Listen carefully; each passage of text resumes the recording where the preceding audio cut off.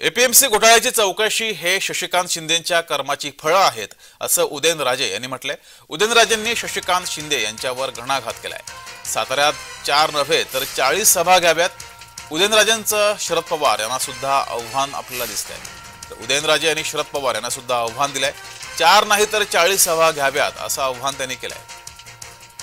शशिकांत शिंदे आणि शरद पवार यांच्यावर उदयनराजे यांनी घणाघात केलाय।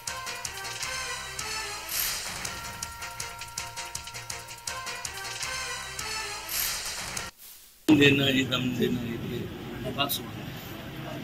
याला कर्म म्हणतात। या आयुष्यात जे आपण करतो ना, पाप करतो ते या जन्मी फेडावं लागतं।